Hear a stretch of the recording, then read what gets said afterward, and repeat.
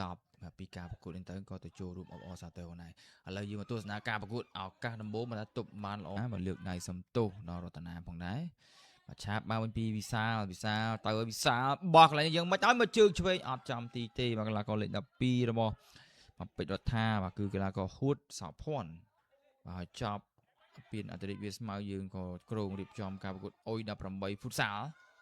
មកជើងបាញ់ពីវិសាលចំទីទេឌីណាជំនាញជើងឆ្វេងបោះឲ្យឆេងលៀងបានល្អឆាបមកវិញទាត់មកជើងពីចម្ងាយត្រូវបានជួយពីអ្នកចាំទីរបស់ស៊ីឡៃគឺបញ្ជូនមកឲ្យឆេងលៀងអូមិនឆេងលៀងនេះវាយកែផលិតល្អមែនទេប៉ុន្តែមិនផុតពីអ្នកចាំទី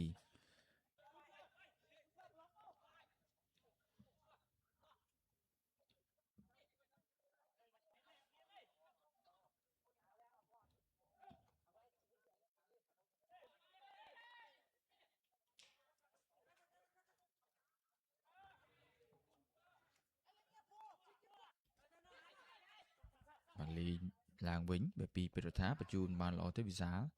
មកវិសាលឆាបបានវិញវិសាលយ៉ាងម៉េចវិសាលជើងឆ្វេងមួយបុកជើងមកឈុនលៀងមិញមកចេញមកកាត់ចូលក្នុងពីបាទហាក់កាត់មកពីលឹកម្នាក់ឯងទាត់ប៉ះរបាទីមកជើងទៀតយ៉ាងម៉េចចប់បាទ2-0បាត់ទៅហើយមិញមកការសម្រុកដ៏ល្អពីម៉ាស៊ីឡៃអេធីឆេងលៀង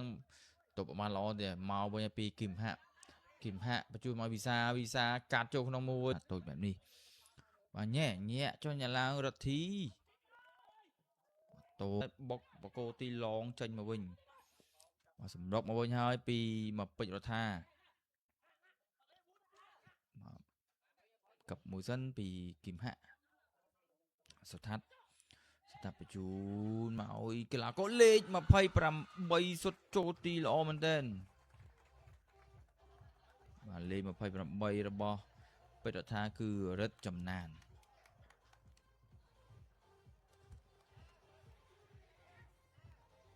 បញ្ជូនមកខាងក្រោយបន្តឆាបមកវិញពីពេទ្យរដ្ឋាហ្វាំង1ហ្វាំង2តបមកជើងបាទវិចិត្រក៏ល្អផងដែរបាទ